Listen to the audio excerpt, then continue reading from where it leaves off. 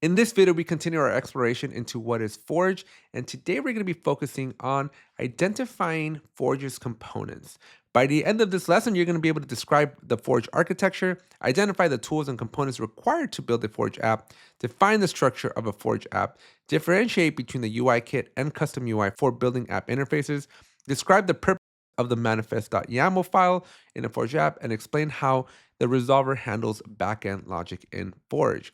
So if you are looking to build a Forge app, then this is the video series for you. We're going to be covering the completely free Atlassian course on how to build with Forge.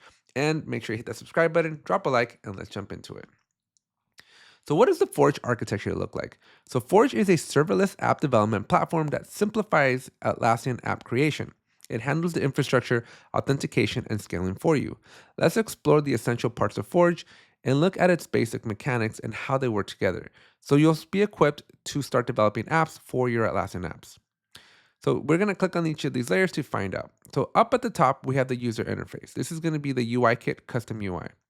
And so the front of your app is what the users see and interact with in an Atlassian app. Like Jira or Confluence, Forge uses UI kit to build the UI with ready-made components like buttons, forms, text fields, and the look and feel of the Atlassian product. So basically, the way Jira is designed, right? All the design of the buttons, right? The layout and how they interact with the tool, you get access to that. So your app uses the same design language, so it looks and feels like it's part of Jira. Now, it doesn't have to go that way. You do have the custom UI where it allows you to make your own design. But if you're going to use a UI kit, you basically get all of the design parts that are available for Forge, just as for your usage of however you want to design your app. Next up, we have app logic. These are triggers and event handlers. This handles what your app does. When a user clicks on a button or submits a form, Forge runs your app logic in the backend. These functions are written in JavaScript and are triggered by the UI events, scheduled triggers, or web requests. So this is now where you're going to need to start knowing a little bit of JavaScript, because when the user does some action, it'll serve as a trigger, which then goes and does something. All right, third level down, we have the data layer, aka Forge APIs. This determines how your app interacts with the Atlassian apps like Jira, Confluence, or Bitbucket, as well as external services. It includes built-in authentication and authorization, so your app can securely, this is key, securely retrieve product data, store information, and call external APIs without managing credentials. This is very, very important because the users don't need to go create separate accounts. You don't have to go stand up an entire infrastructure for managing authentication and user security.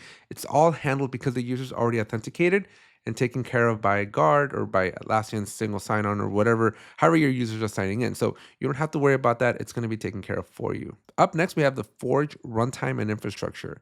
This is the secure foundation your app runs on. Forge handles things like authentication, sandboxed execution, and permission enforcement, so you don't have to. Your code is hosted on Atlassian servers, conforming to strict security policies.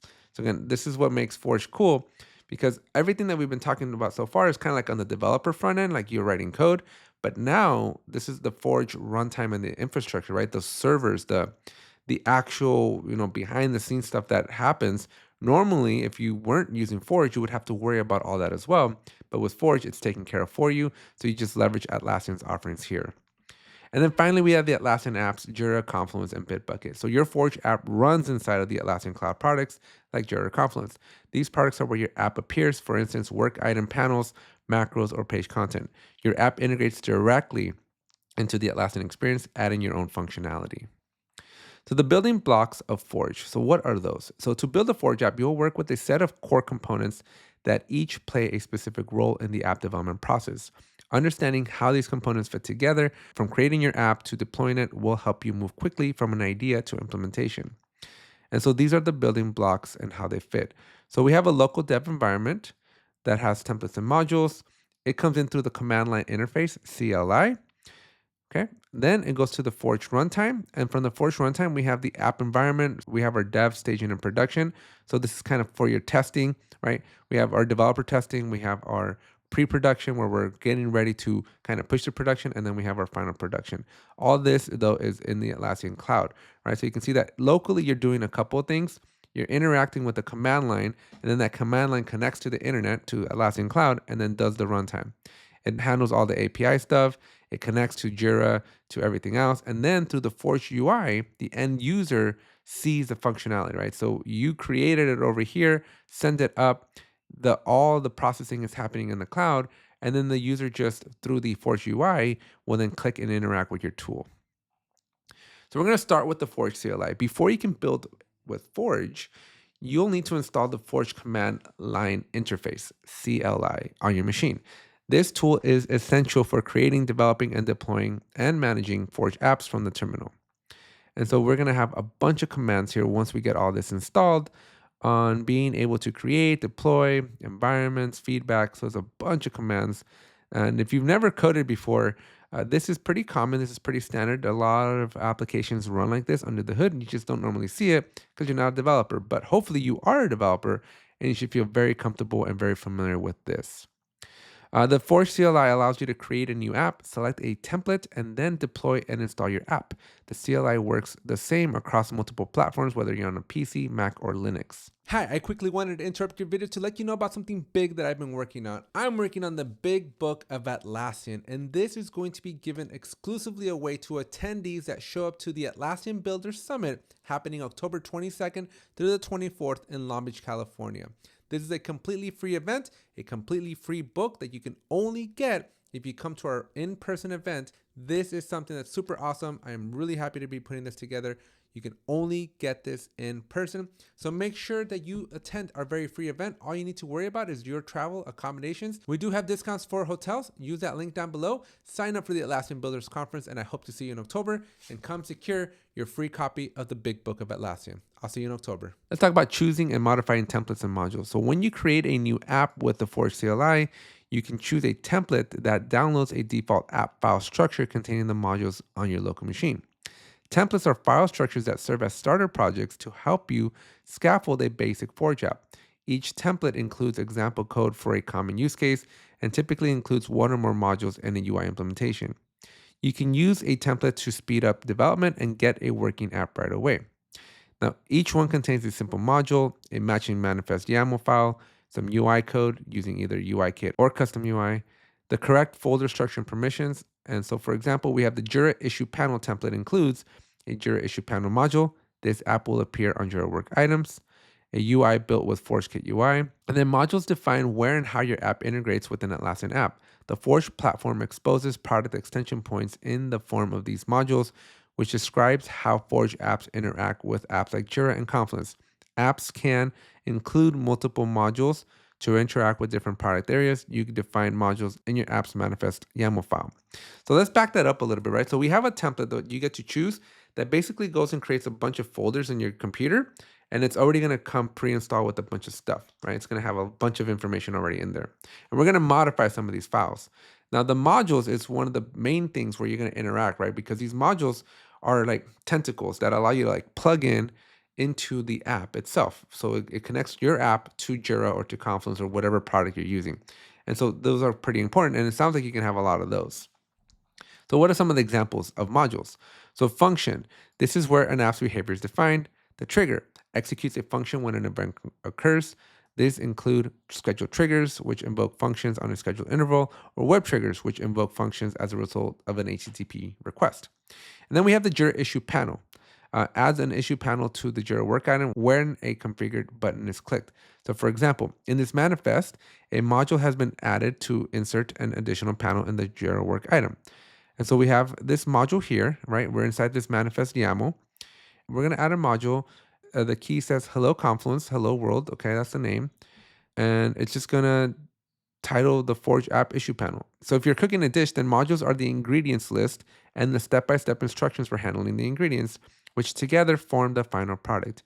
There are many different modules and a variety of module types, which means that you can build apps that can do almost anything, like automating workflows, customizing the user interface, and extending product functionality or integrating with third-party systems.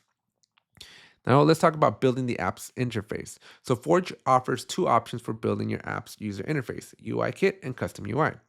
Both run securely in the browser, support React. So now we have a new term. So on top of JavaScript, React is a JavaScript library or platform, framework really, right? But it's going to allow you to do some fancy things with your UI.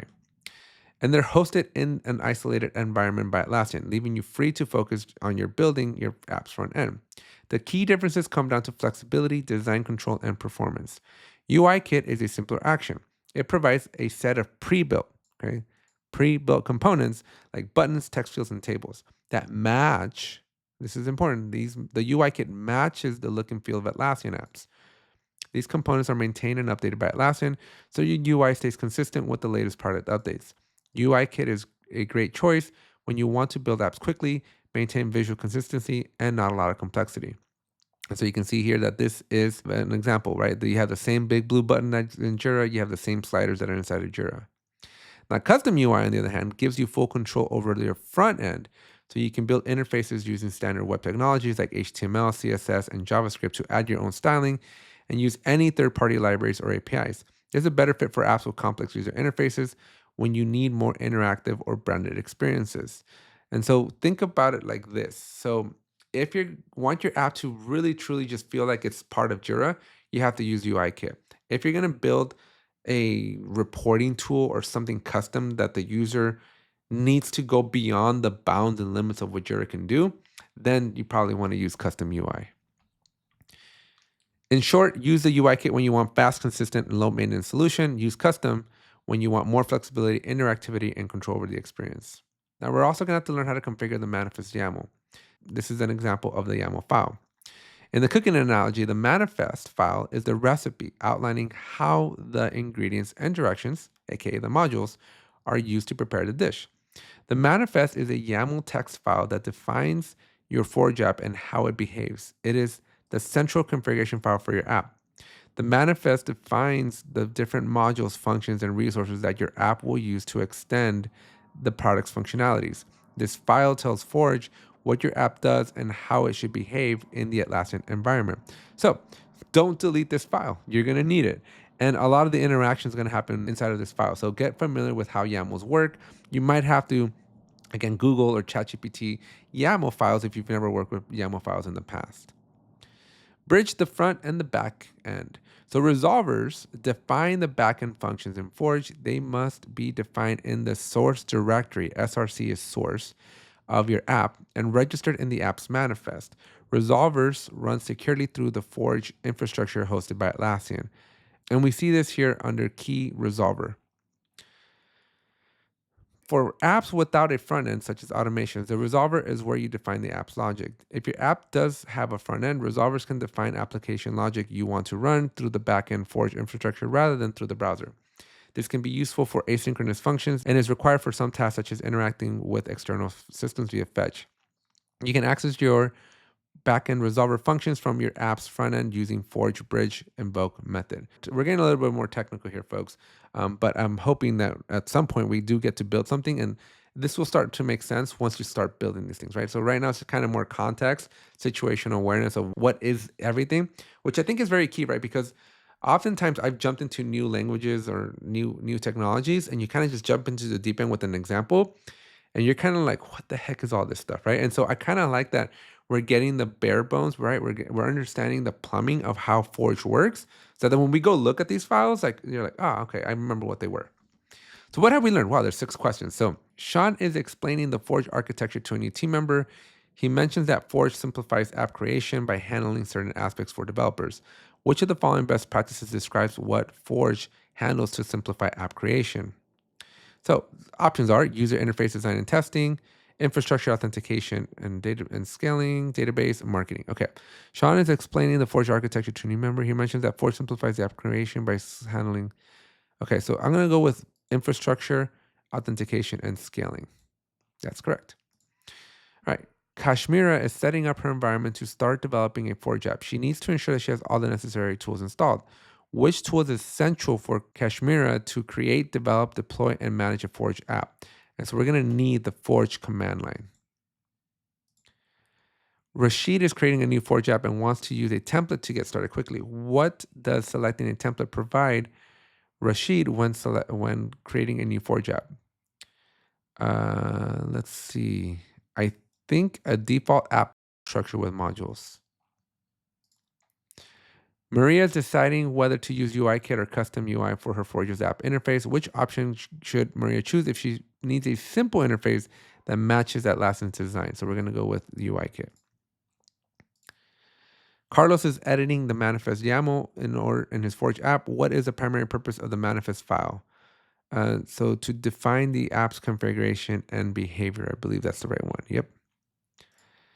Okay, Sophia is creating a Jira app in Forge for her organization. What role do resolvers play? So they create the universe. Nope, they handle, I think it's this one. Yep. And we're done. Okay. So that's it for this video. In the next one, we're going to be exploring the Forge app building process. So make sure you hit that subscribe button, drop a like if you found value out of this video. And if you have any questions about the manifest or those renders, let me know down in the comment section. I'd be more than happy to see if I can provide any additional context and or examples. Keep in mind, we are just at the beginning, right? We are going to eventually build something. So again, make sure you hit that subscribe button and have a little patience because this is designed to get us our plumbing, right? This is so that we're all speaking the same language. And we're going to do one more section here in this part of the course, which is getting started with Forge. Thanks. Hit that subscribe button, and I'll see you in the next one.